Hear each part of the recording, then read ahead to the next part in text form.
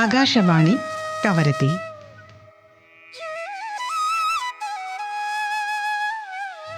പ്രിയ ശ്രോതാക്കളെ നമസ്കാരം. ഇന്ന് അന്താരാഷ്ട്ര നീതി ദിനം.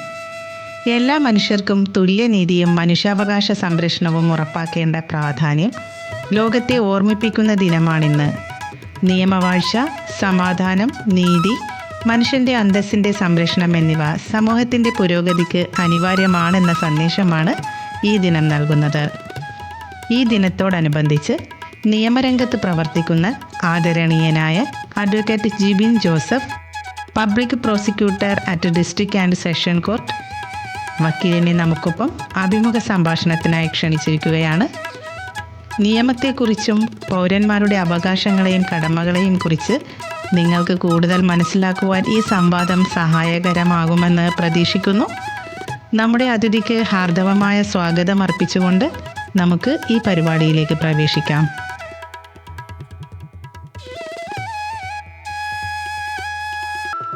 നമസ്കാരം സാർ. നമസ്കാരം. അന്താരാഷ്ട്ര നീതി ദിനത്തിൻ്റെ പ്രാധാന്യം എന്താണ്? എല്ലാ വർഷവും ജൂലൈ 17 തീയതിയാണ് അന്താരാഷ്ട്ര നീതിന്യായ ദിനമായി ആചരിക്കുന്നത്. ലോകത്ത് നീതി നിഷേധിക്കപ്പെടുന്നവർക്ക് വേണ്ടി ശബ്ദമുയർത്താനും അന്താരാഷ്ട്ര നീതിന്യായ വ്യവസ്ഥയെ ശക്തിപ്പെടുത്താനുമാണ് ഈ ദിനാചരണം ഇങ്ങനെ നടത്തുന്നത്. ഇതിന് ചരിത്രപരമായ ഒരു പ്രാധാന്യം കൂടിയുണ്ട്. 1998 ജൂലൈ 17 അന്താരാഷ്ട്ര ക്രിമിനൽ കോടതി, ഇന്റർനാഷണൽ ക്രിമിനൽ കോർട്ട് ICC സ്ഥാപിക്കുന്നതിന് വഴിയൊരുക്കിയ റോം സ്റ്റാറ്റ്യൂട്ടിൽ ലോകരാജ്യങ്ങൾ ഒപ്പുവെച്ചത്. ഈ ചരിത്ര ദിനത്തിൻ്റെ ഓർമ്മ പുതുക്കലായിട്ടാണ് ജൂലൈ 17 നീതിന്യായ ദിനമായി തിരഞ്ഞെടുത്തിരിക്കുന്നത്. നീതി എന്ന ആശയത്തെ സാധാരണ ജനങ്ങൾ എങ്ങനെ മനസ്സിലാക്കണം? സാധാരണക്കാർക്ക് നീതി അഥവാ ജസ്റ്റിസ് എന്നത് വലിയ പുസ്തകങ്ങളോ കോടതി മുറികളോ അല്ല. അവരുടെ ദൈനംദിന ജീവിതത്തിലെ ലളിതമായ ചില അനുഭവങ്ങളും ബോധ്യങ്ങളുമാണ് അവരെ നീതിയെക്കുറിച്ച് പഠിപ്പിക്കുന്നത്. സാധാരണക്കാരൻ്റെ നോട്ടത്തിൽ നീതി എന്നത് എല്ലാവരെയും ഒരേപോലെ കാണുക, അതായത് സമത്വം, അർഹതപ്പെട്ടത് കിട്ടുക, ന്യായമായത് കിട്ടുക, തെറ്റ് ചെയ്താൽ ശിക്ഷ കിട്ടണം, സമാധാനത്തോടെ ജീവിക്കാൻ കഴിയുക, സുരക്ഷിതത്വം ലഭിക്കുക, കേൾക്കപ്പെടുക, റൈറ്റ് ഓഫ് ഓഡിയൻസ്, തൻ്റെ കാര്യങ്ങൾ പറയാനും അത് കേൾക്കാനും ഉള്ളൊരു അവകാശം. ഇത്തരം കാര്യങ്ങളാണ് സാധാരണക്കാർക്ക് നീതി എന്നതുകൊണ്ട് അർത്ഥമാക്കുന്നത്. ഇന്ത്യയിലെ നീതിന്യായ വ്യവസ്ഥകളുടെ പ്രധാന ശക്തിയും വെല്ലുവിളികളും എന്തൊക്കെയാണ്? ഇന്ത്യൻ നീതിന്യായ വ്യവസ്ഥയുടെ കരുത്തുകൾ, സ്ട്രെങ്ത് എന്ന് പറയുന്നത് പ്രധാനമായും ഇൻഡിപെൻഡൻസ് ഓഫ് ജുഡീഷ്യറിയാണ്, സ്വതന്ത്രമായ നിലനിൽപ്പ്. ഇന്ത്യൻ നീതിന്യായ വ്യവസ്ഥ പൂർണ്ണമായും സ്വതന്ത്രമാണ്. ഭരണകൂടത്തിൻ്റെയോ അതായത് എക്സിക്യൂട്ടീവിൻ്റെയോ നിയമനിർമ്മാണ സഭയുടെയോ അതായത് ലെജിസ്ലേച്ചർ അതിൻ്റെ ഇടപെടലുകൾ ഇല്ലാതെ നിഷ്പക്ഷമായ തീരുമാനങ്ങൾ എടുക്കാൻ കോടതികൾക്ക് സാധിക്കുന്ന ഒരു പ്രത്യേക സിസ്റ്റമാണ് ഇന്ത്യയിലുള്ളത്. അതുപോലെ തന്നെ മൗലിക അവകാശങ്ങളുടെ സംരക്ഷണം, പൗരന്മാരുടെ അടിസ്ഥാന അവകാശങ്ങൾ ഹനിക്കപ്പെടുമ്പോൾ അതിനെതിരെ ഇടപെടാൻ നീതി ഉറപ്പാക്കാനും സുപ്രീം കോടതിക്കും ഹൈക്കോടതിക്കും പ്രത്യേക അധികാരമുണ്ട്. ഇന്ത്യൻ ഭരണഘടനയുടെ അനുച്ഛേദം 32, 226 എന്നിവ വഴി ഈ പ്രത്യേക അധികാരം ഹൈക്കോടതിക്കും സുപ്രീം കോടതിക്കും നൽകിയിരിക്കുന്നു. ജുഡീഷ്യൽ റിവ്യൂവും ഇന്ത്യൻ നീതിന്യായ വ്യവസ്ഥയുടെ മറ്റൊരു പ്രത്യേക കരുത്തുള്ള സ്വഭാവമാണ്. പാർലമെൻറ്റോ നിയമസഭകളോ പാസാക്കുന്ന നിയമങ്ങൾ ഭരണഘടനാ വിരുദ്ധമാണെങ്കിൽ അവ റദ്ദാക്കാനുള്ള അധികാരം കോടതികൾക്കുണ്ട്. ഇത് ഭരണഘടനയുടെ പരമാധികാരം നിലനിർത്താൻ സഹായിക്കുന്നുണ്ട്.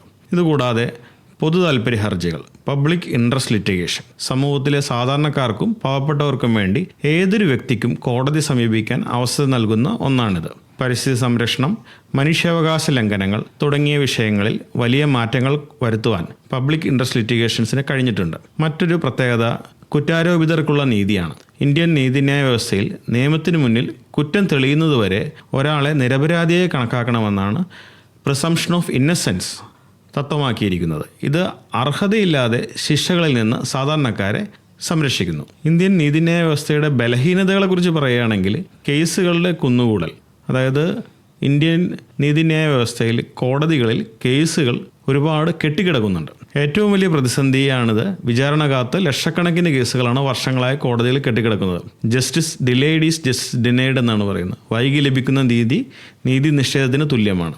ഇന്ത്യയിലെ ജനസംഖ്യയുടെ ആനുപാതികമായി ജഡ്ജിമാരുടെ എണ്ണം കുറവാണ്. ഇതാണ് കേസുകൾ വേഗത്തിൽ തീർപ്പാക്കുന്നതിന് തടസ്സമാവുന്നത്. അതുപോലെ തന്നെ ഇന്ത്യയിൽ നീതിന്യായ വ്യവസ്ഥ ചെലവേറിയ ഒരു പ്രക്രിയയാണ്. സാധാരണക്കാരെ സംബന്ധിച്ചിടത്തോളം കോടതികളിൽ പോയി കേസ് നടത്തുക എന്നത് വലിയ സാമ്പത്തിക ബാധ്യത വരുത്തിവെക്കുന്ന ഒന്നാണ്.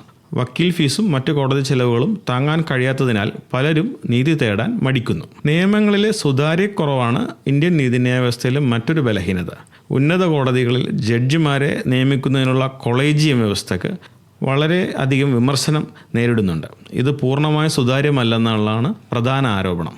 അടിസ്ഥാന സൗകര്യങ്ങളുടെ കുറവ്. താഴെത്തട്ടിലുള്ള കോടതികളിൽ, അതായത് സബോർഡിനേറ്റ് കോടതികളിൽ ആവശ്യത്തിനുള്ള സാങ്കേതിക സൗകര്യങ്ങളോ അടിസ്ഥാന സൗകര്യങ്ങളോ ഇല്ലാത്തത് കേസുകൾ നടത്തിപ്പിനെ ബാധിക്കുന്നു. ജഡ്ജിമാരുടെ എണ്ണവും കോടതികളുടെ എണ്ണവും കൂട്ടുക എന്നുള്ളതാണ് ഈ പ്രശ്നത്തിനൊരു പരിഹാരമായി കാണുന്നത്.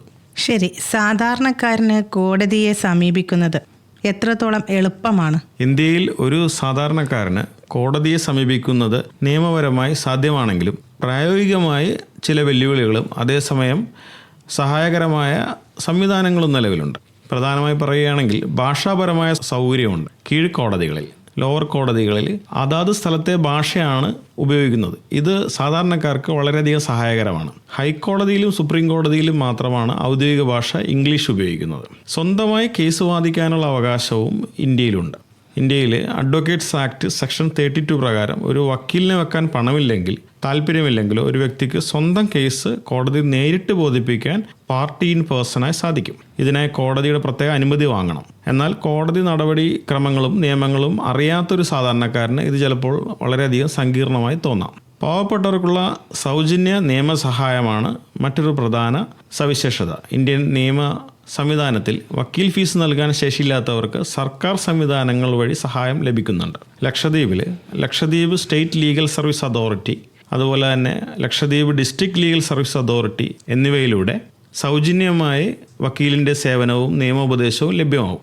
കോടതികളിൽ പോയി കേസ് നടത്തി സമയം കളയാതെ ഇരുപക്ഷവും തമ്മിലുള്ള തർക്കങ്ങൾ രമ്യതയിൽ ഒത്തുതീർപ്പാക്കാൻ സാധിക്കുന്ന ലോക് അദാലത്തുകൾ ഇന്ത്യയിലെ നിയമ സംവിധാനത്തിലെ സവിശേഷതയാണ്. അതുപോലെ തന്നെ കൺസ്യൂമർ കോടതികൾ, ഒരു ഉപഭോക്താവിനെ സംബന്ധിക്കുന്ന ചില തർക്കങ്ങളും മറ്റും സാധാരണ കോടതികളിൽ പോയി നിയമ സംവിധാനത്തിൻ്റെ സങ്കീർണതകളിൽ പെടാതെ പ്രത്യേകമായ കൺസ്യൂമർ കോടതികൾ വഴി പരിഹാരം നേടാനുള്ള സംവിധാനം ഇന്ത്യയിലുണ്ട്. അതുപോലെ തന്നെ ഓൺലൈൻ സേവനങ്ങളും ഇപ്പോൾ പുതുതായി തുടങ്ങിയിട്ടുണ്ട്. ഈ കോർട്സ് പോർട്ടൽ വഴി സ്വന്തം കേസിൻ്റെ വിവരങ്ങൾ അറിയാനും അടുത്ത തീയതി അറിയാനും മറ്റുമെല്ലാം ഇപ്പോൾ എല്ലാ വ്യക്തികൾക്കും മൊബൈലിലൂടെയും മറ്റ് കമ്പ്യൂട്ടർ സംവിധാനങ്ങളിലൂടെയും സാധിക്കും. ഇത്തരത്തിൽ ഇന്ത്യയിലുള്ള നിയമ സംവിധാനങ്ങളെക്കുറിച്ച് സാധാരണക്കാർക്ക് എളുപ്പത്തിൽ വിവരങ്ങൾ ലഭിക്കാനും കോടതി സമീപിക്കാനുള്ള സൗകര്യങ്ങളുണ്ട്. കേസുകൾ നീണ്ടുപോകുന്നത് കുറയ്ക്കാൻ എന്തൊക്കെ പരിഹാരങ്ങൾ അല്ലെങ്കിൽ എന്തൊക്കെ പരിഷ്കാരങ്ങൾ ആവശ്യമാണ്? കേസുകൾ നീണ്ടുപോകുന്നത് ഒഴിവാക്കാനായിട്ട് പ്രധാനമായും ജഡ്ജിമാരുടെ എണ്ണവും കോടതികളുടെ എണ്ണവും വർദ്ധിപ്പിക്കുക തന്നെ വേണം.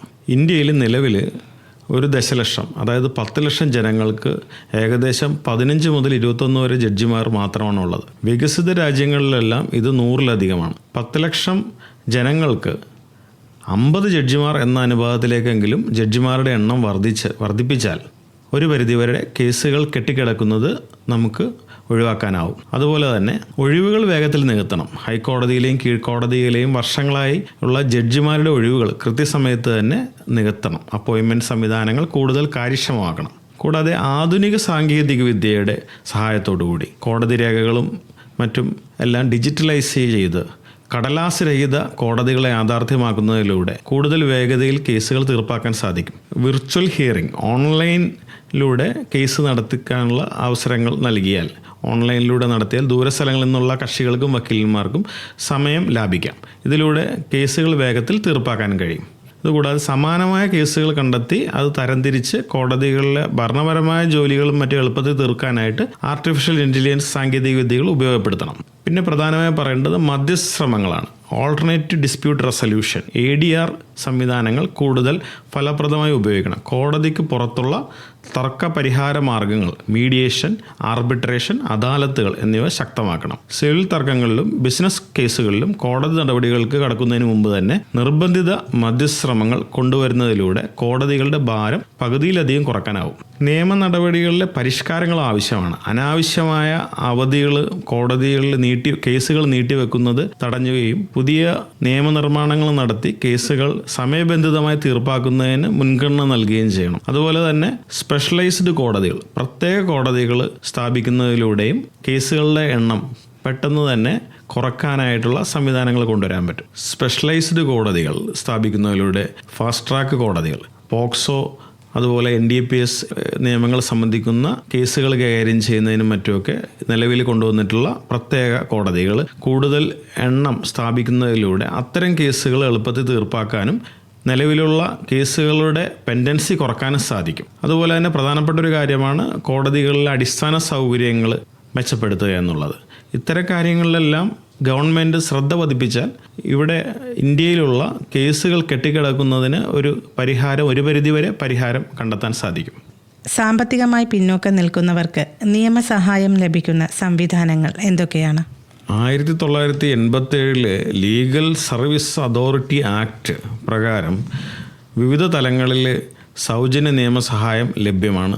സാമ്പത്തികമായി പിന്നോക്കം നിൽക്കുന്നവരെ സഹായിക്കുന്നതിന് വേണ്ടി ദേശീയ തലത്തിൽ നാഷണൽ ലീഗൽ സർവീസ് അതോറിറ്റിയും സംസ്ഥാന തലത്തിൽ ഇപ്പോൾ ലക്ഷദ്വീപിലാണെങ്കിൽ ലക്ഷദ്വീപ് ലീഗൽ സർവീസ് അതോറിറ്റി, അത് ജില്ലാതലത്തിൽ Lakshadweep district legal service authority, taluk legal service authority എന്നിങ്ങനെ വിവിധ തലങ്ങളിൽ ലീഗൽ സർവീസ് അതോറിറ്റികളുണ്ട്. ഈ ലീഗൽ സർവീസ് അതോറിറ്റികളിൽ സാമ്പത്തികമായി പിന്നോക്കം നിൽക്കുന്ന ആളുകൾക്ക് സൗജന്യ നിയമസഹായത്തിന് വേണ്ടി അപേക്ഷ നൽകാവുന്നതാണ്. നിലവിലുള്ള സാമ്പത്തിക പരിധി നിശ്ചയിച്ചിരിക്കുന്നത് 3 ലക്ഷം രൂപയാണ്. 3 ലക്ഷം രൂപയിൽ താഴെ സാമ്പത്തിക വരുമാനമുള്ളവർക്കും ബിലോ പോവർട്ടി ലൈനിലുള്ളവർക്കും എല്ലാവർക്കും, അതുകൂടാതെ സ്ത്രീകൾ, കുട്ടികൾ, പട്ടികജാതി പട്ടികവർഗ വിഭാഗക്കാർ, അംഗവൈകല്യമുള്ളവർ, അഭയാർത്ഥികൾ, പ്രകൃതി ദുരന്തങ്ങൾക്ക് ഇരയായവർ, കസ്റ്റഡിയിലുള്ള വ്യക്തികൾ തുടങ്ങിയവർക്ക് ഇങ്ങനെയുള്ള സൗജന്യ നിയമസഹായത്തിന് അപേക്ഷിക്കാവുന്നതാണ്.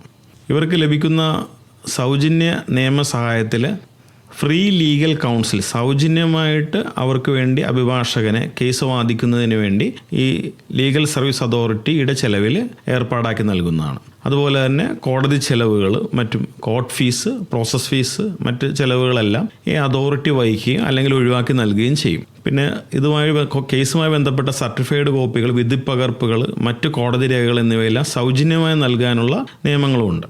അദാലത്തുകളിൽ കോടതിക്ക് പുറത്തു വെച്ച് തന്നെ കേസുകൾ പരസ്പര സമ്മതത്തോടെ സൗഹാർദ്ദപരമായും തീർപ്പാക്കാൻ ലീഗൽ സർവീസ് അതോറിറ്റി മുൻകൈ എടുക്കുന്നുണ്ട്. ഈ ലീഗൽ സർവീസ് അതോറിറ്റിയുടെ ഓഫീസുകളിൽ നേരിട്ട് പോയി വെള്ളക്കടലാസിൽ അപേക്ഷ നൽകിയാൽ അർഹരായ ആളുകൾക്ക് സൗജന്യ നിയമസഹായവും മറ്റു സേവനങ്ങളും ലഭ്യമാവും. അപേക്ഷ എഴുതാൻ അറിയില്ലാത്ത ആളുകൾക്ക് ലീഗൽ സർവീസ് അതോറിറ്റി ഓഫീസിലെ ഉദ്യോഗസ്ഥർ അപേക്ഷ എഴുതാൻ സഹായിച്ച് നൽകണമെന്നാണ് ചട്ടങ്ങളിൽ പറയുന്നത്. സ്ത്രീകൾ, കുട്ടികൾ, വയോജനങ്ങൾ എന്നിവരുടെ അവകാശങ്ങൾ സംരക്ഷിക്കുന്നതിനുള്ള നിയമങ്ങൾ എത്രത്തോളം ഫലപ്രദമാണ്? ഇന്ത്യയിൽ സ്ത്രീകൾ, കുട്ടികൾ, മുതിർന്ന പൗരന്മാർ എന്നിവരുടെ അവകാശങ്ങളെ സംരക്ഷിക്കുന്ന നിരവധി നിയമങ്ങളുണ്ട്. എന്നാൽ ഇവ എത്രത്തോളം വിജയകരമാണെന്നുള്ളത് പ്രത്യേകം പരിശോധിക്കേണ്ടതുണ്ട്. സ്ത്രീകളുടെ അവകാശങ്ങളെ സംബന്ധിച്ച പ്രധാന നിയമങ്ങൾ പറയുകയാണെങ്കിൽ 2005 ഗാർഹിക പീഡന നിരോധന നിയമം, അതുപോലെ തന്നെ തൊഴിലിടങ്ങളിലെ ലൈംഗിക അതിക്രമ നിരോധന നിയമം 2013, മറ്റൊന്ന് 1961 സ്ത്രീധന നിരോധന നിയമം. ഈ നിയമങ്ങളുടെ എല്ലാം നടപ്പിലാക്കുന്നതിലൂടെ സ്ത്രീകൾക്ക് തങ്ങളുടെ അവകാശങ്ങളെക്കുറിച്ച് കൂടുതൽ ബോധവൽക്കരണം ലഭിച്ചിട്ടുണ്ട്. അവർ അതിക്രമങ്ങൾക്കെതിരെ നിയമത്തെ സമീപിക്കാനും പരാതി നൽകാനും സ്ത്രീകൾ തയ്യാറായി തുടങ്ങിയിട്ടുണ്ട്. അതുപോലെ തന്നെ തൊഴിലിടങ്ങളിൽ സ്ത്രീകൾ കൂടുതൽ സുരക്ഷിതമായ ഒരു അന്തരീക്ഷം ഒരുക്കാൻ പോഷ് ആക്ട് നിയമത്തിന് സാധിച്ചിട്ടുണ്ട്. ഈ നിയമങ്ങളുടെ നടപ്പാക്കുന്നതിലുള്ള കാലതാമസവും കേസ് കെട്ടിക്കിടക്കുന്നതും മറ്റുമൊക്കെയാണ് ഈ നിയമങ്ങളുടെ വിജയകരമായ നടത്തിപ്പിന് പ്രധാന വെല്ലുവിളികളായിട്ടുള്ളത്. കുട്ടികളുടെ അവകാശങ്ങളെ സംബന്ധിച്ച പ്രധാന നിയമങ്ങളായിട്ടുള്ള പോക്സോ 2012 നിയമമാണ്. ലൈംഗിക അതിക്രമങ്ങളിൽ നിന്ന് കുട്ടികളെ സംരക്ഷിക്കാനുള്ള നിയമമാണ്. അതുപോലെ തന്നെ സൗജന്യവും നിർബന്ധിതമായ വിദ്യാഭ്യാസ നിയമം, റൈറ്റ് ടു എഡ്യൂക്കേഷൻ ആക്ട് 2009, അതുപോലെ തന്നെ ബാലവേല നിരോധന നിയമം പ്രധാനപ്പെട്ട കുട്ടികളെ സംബന്ധിക്കുന്ന നിയമങ്ങളാണിവ. കുട്ടികൾക്കെതിരെയുള്ള ലൈംഗിക അതിക്രമങ്ങൾ കർശനമായ ശിക്ഷ ഉറപ്പാക്കാൻ പോക്സോ നിയമത്തിന് സാധിച്ചിട്ടുണ്ട്. കുട്ടികൾക്കെതിരെയുള്ള ലൈംഗിക അതിക്രമങ്ങളുടെ തോത് വളരെയധികം കുറയ്ക്കാൻ ഈ നിയമത്തിൻ്റെ ശക്തമായ ഇടപെടലുകൊണ്ടും സാധിച്ചിട്ടുണ്ട്. അതുപോലെ തന്നെ റൈറ്റ് ടു എഡ്യൂക്കേഷൻ നിയമം വഴി പ്രാഥമിക വിദ്യാഭ്യാസം നേടുന്ന കുട്ടികളുടെ എണ്ണത്തിൽ വലിയ വർധനവുണ്ടായിട്ടുണ്ട്. മുതിർന്നവരുടെ അവകാശങ്ങളെ സംബന്ധിച്ച നിയമത്തെക്കുറിച്ച് പറയുകയാണെങ്കിൽ maintenance and welfare of parents and senior citizens act 2007 മാതാപിതാക്കളുടെയും മുതിർന്ന പൗരന്മാരുടെയും സംരക്ഷണവും ക്ഷേമവും ഉറപ്പാക്കുന്നതിനുള്ള നിയമമാണ്.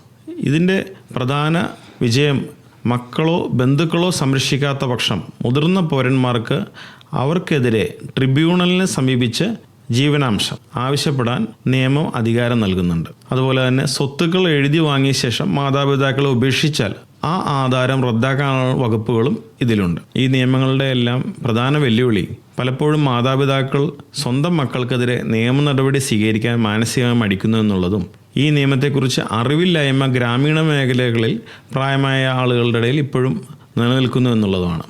സൈബർ കുറ്റകൃത്യങ്ങൾ വർദ്ധിക്കുന്ന സാഹചര്യത്തിൽ ജനങ്ങൾ ശ്രദ്ധിക്കേണ്ട നിയമപരമായ കാര്യങ്ങൾ എന്തൊക്കെയാണ്? ഇന്ത്യയിൽ സൈബർ കുറ്റകൃത്യങ്ങൾ വളരെ വേഗത്തിൽ വർദ്ധിച്ചു വരുന്ന ഒരു കാലഘട്ടമാണിത്. സാമ്പത്തിക ഇടപാടുകൾ നടത്തുമ്പോൾ വളരെയധികം ജാഗ്രത കാണിക്കേണ്ടതുണ്ട്. OTPയും പിൻ നമ്പറും രഹസ്യമായി വെക്കേണ്ടതാണ്. ബാങ്ക് ഉദ്യോഗസ്ഥർ എന്ന വ്യാജേന വിളിക്കുന്നവർക്ക് ഇത്തരം വിവരങ്ങൾ നൽകാൻ പാടില്ല. ബാങ്കുകൾ ഒരിക്കലും ഇത്തരം വിവരങ്ങൾ ഫോണിലൂടെ ചോദിക്കില്ല. അതുപോലെ തന്നെ UPI പണം ലഭിക്കാൻ പിൻ നമ്പർ നൽകണമെന്ന് ആവശ്യപ്പെടുമ്പോൾ അതൊരിക്കലും ചെയ്യരുത്. UPI പണം ലഭിക്കുന്നതിന് പിൻ നമ്പർ നൽകേണ്ടതില്ല. അതുപോലെ വ്യാജ ഓൺലൈൻ ട്രേഡിംഗ്, ജോലി വാഗ്ദാനങ്ങൾ എന്നിവയൊക്കെയാണ് പലപ്പോഴും ഇത്തരം സൈബർ കുറ്റകൃത്യങ്ങൾ കൂടുതലായി കണ്ടുവരുന്നത്. അതുപോലെ തന്നെ ലോട്ടറി സമ്മാനങ്ങൾ ലഭിച്ചു എന്നെല്ലാം വ്യാജമായി പറഞ്ഞുകൊണ്ട് ആളുകളെ ഇത്തരം സൈബർ കുറ്റകൃത്യങ്ങൾക്ക് ഇരയാക്കുന്നുണ്ട്. ടെക്നിക്കൽ സെക്യൂരിറ്റി കൂടുതൽ ഉറപ്പാക്കേണ്ട കാലഘട്ടമാണിത്. ഇമെയിലുകൾ, സോഷ്യൽ മീഡിയ അക്കൗണ്ടുകൾ എന്നിവയ്ക്കെല്ലാം 2 സ്റ്റെപ്പ് വെരിഫിക്കേഷൻ നിർബന്ധമായി ഓൺ ചെയ്യണം.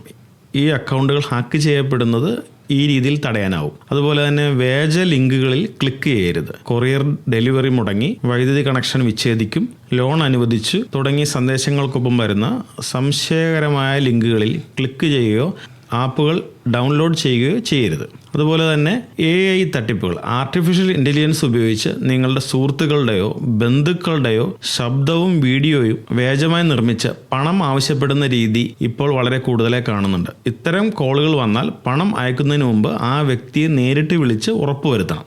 സൈബർ കുറ്റകൃത്യങ്ങളിൽ ഇപ്പോൾ കണ്ടുവരുന്ന മറ്റൊരു രീതിയാണ് സൈക്കോളജിക്കൽ സ്കാംസ്.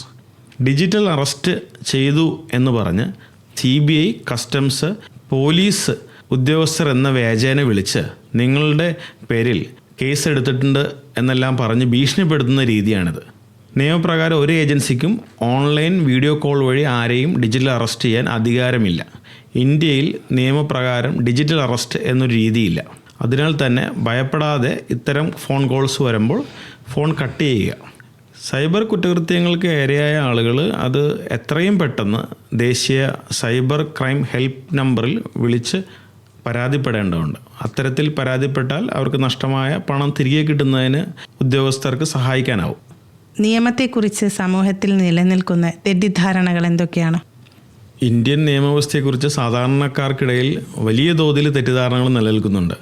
സിനിമകളിൽ കാണുന്ന നാടകീയ കോടതി രംഗങ്ങളും സോഷ്യൽ മീഡിയയിലെ തെറ്റായ വിവരങ്ങളും ഒക്കെയാണ് ഇത്തരത്തിൽ തെറ്റിദ്ധാരണകൾ ജനങ്ങൾക്കിടയിൽ ഉണ്ടാവാനുള്ള കാരണം. ചില പ്രധാന തെറ്റിദ്ധാരണകൾ പറഞ്ഞു ചെയ്യുകയാണെങ്കിൽ അറസ്റ്റിനെ സംബന്ധിച്ച് പലർക്കും തെറ്റിദ്ധാരണ ഉണ്ട്. പലരും കരുതുന്നത് ഒരാൾക്കെതിരെ FIR രജിസ്റ്റർ ചെയ്ത് കഴിഞ്ഞാൽ അയാൾ കുറ്റക്കാരനായി കഴിഞ്ഞു എന്നാണ്. യഥാർത്ഥത്തിൽ FIR എന്നത് ഒരു കുറ്റകൃത്യത്തെക്കുറിച്ച് പോലീസിന് ലഭിക്കുന്ന പ്രാഥമിക വിവരങ്ങൾ രേഖപ്പെടുത്തുന്ന ഒരു രേഖ മാത്രമാണ്. അത് പ്രതി കുറ്റം ചെയ്തു എന്നതിന് തെളിവല്ല. കോടതിയിൽ കുറ്റം തെളിയുന്നതുവരെ അയാൾ നിരപരാധിയാണ്. മറ്റൊരു തെറ്റിദ്ധാരണ പോലീസിന് ആരെയും എത്ര ദിവസം വേണമെങ്കിലും സ്റ്റേഷനിൽ വെക്കാമെന്നുള്ളതാണ്. സിനിമകളിൽ കാണുന്ന പോലെ പോലീസിന് ഒരാളെ ദിവസങ്ങളോളം സ്റ്റേഷനിൽ പൂട്ടിയിടാൻ നിയമപരമായ അധികാരമില്ല.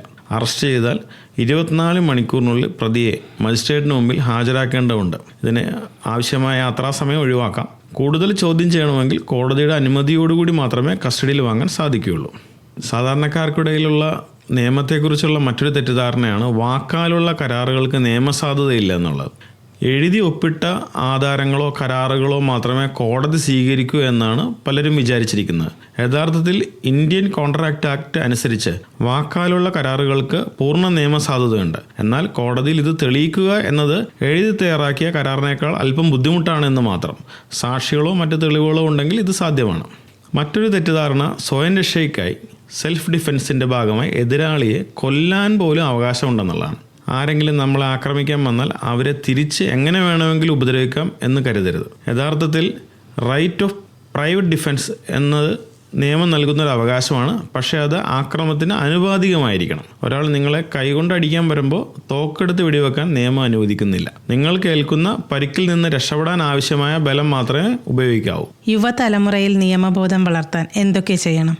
യുവാക്കൾക്കിടയിൽ നിയമപരമായ അറിവും ബോധവൽക്കരണവും വർദ്ധിപ്പിക്കുന്നതിന് പ്രധാനമായും വിദ്യാഭ്യാസ പാഠ്യപദ്ധതിയിൽ നിയമപരമായ കാര്യങ്ങൾ ഉൾപ്പെടുത്തണം. ഹൈസ്കൂൾ, കോളേജ് തലങ്ങളിൽ ഭരണഘടനയുടെ മൂല്യങ്ങളും മൗലിക അവകാശങ്ങളും അടിസ്ഥാന ക്രിമിനൽ സിവിൽ നിയമങ്ങളും പാഠ്യപദ്ധതിയുടെ ഭാഗമാക്കണം. അതോടൊപ്പം തന്നെ ലീഗൽ ലിറ്ററസി ക്ലബ്ബുകളുടെ പ്രവർത്തനം കോളേജുകളിലും സ്കൂളുകളിലും കൂടുതൽ ആക്റ്റീവാകും.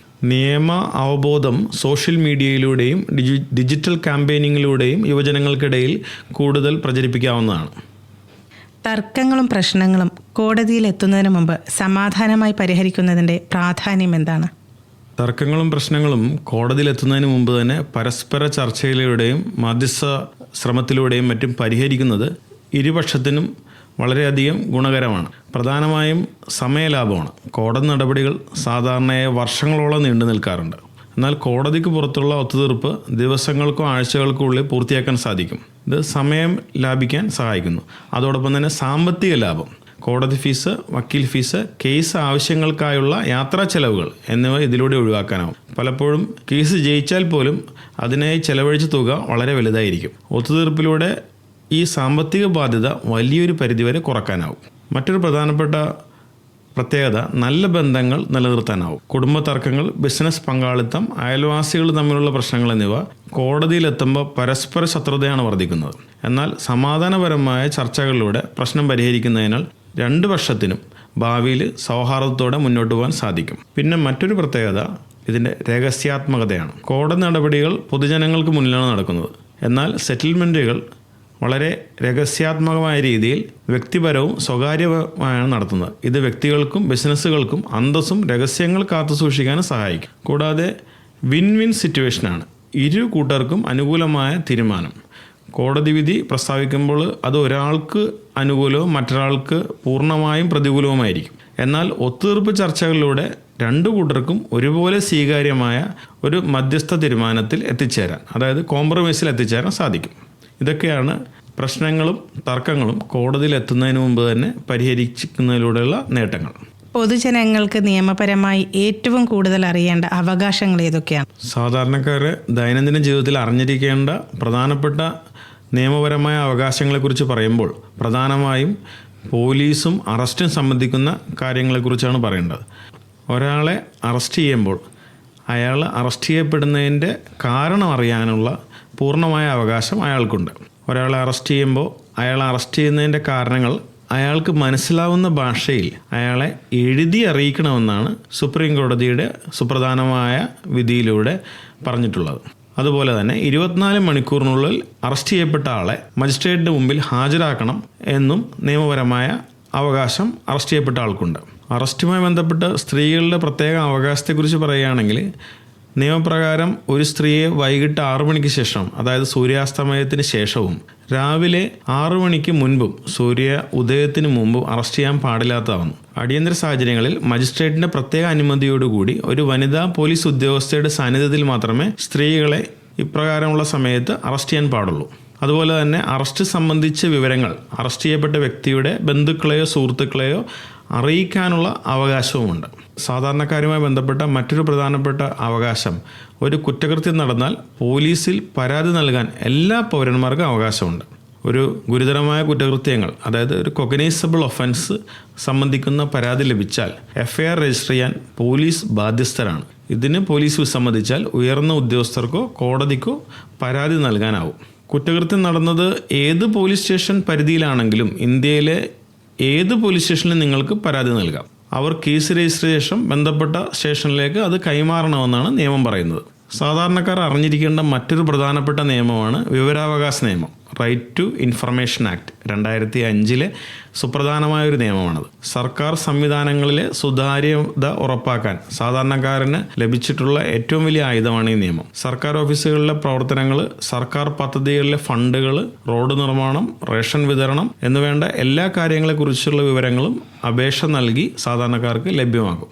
സമയപരിധി നിശ്ചയിച്ചിട്ടുണ്ട്. അപേക്ഷ നൽകി സാധാരണയായിട്ട് 30 ദിവസത്തിനുള്ളിൽ അധികൃതർ മറുപടി നൽകേണ്ടതാണ്. എന്നാൽ ജീവന് ഭീഷണിയായിട്ടുള്ള കാര്യങ്ങളാണെങ്കിൽ അത് 48 മണിക്കൂറിനുള്ളിൽ വിവരം നൽകേണ്ടതാണ്.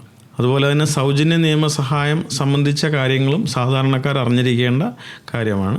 ഇന്ത്യൻ ഭരണഘടനയുടെ ആർട്ടിക്കിൾ 39A പ്രകാരം സാമ്പത്തികമായി പിന്നോക്കം നിൽക്കുന്നവർക്കും സ്ത്രീകൾക്കും കുട്ടികൾക്കും കോടതികളിൽ സൗജന്യമായ കേസ് നടത്തുന്നതിന് വക്കീലിൻ്റെയും സേവനങ്ങളും മറ്റു നിയമസഹായങ്ങളും നിയമസേവന അതോറിറ്റി, താലൂക്ക് ലീഗൽ സേവന അതോറിറ്റി എന്നിവ വഴിയായിട്ട് പൂർണ്ണമായും സൗജന്യമായി ലഭിക്കേണ്ടതാണ്. അതുപോലെ തന്നെ ഉപഭോക്തൃ അവകാശങ്ങളെ സംബന്ധിച്ചുള്ള വിവരങ്ങളും സാധാരണ ജനങ്ങൾ അറിഞ്ഞിരിക്കേണ്ട കാര്യങ്ങളാണ്.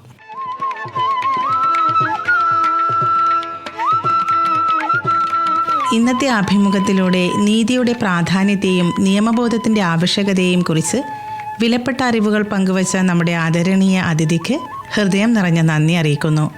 എല്ലാവർക്കും തുല്യനീതി ഉറപ്പാക്കുന്ന ഒരു സമൂഹം സൃഷ്ടിക്കുവാൻ നമുക്ക് ഓരോരുത്തർക്കും ഉത്തരവാദിത്തമുണ്ടെന്ന ബോധത്തോടെ ഈ പരിപാടി സമാപിക്കുന്നു.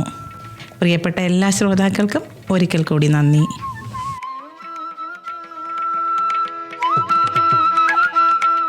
ദേശീയ നീതിന്യായ ദിന പ്രത്യേക പരിപാടി നിങ്ങൾക്കായി തയ്യാറാക്കിയത് ഹലിമ ബീഗം, കടപ്പുറത്തേലം.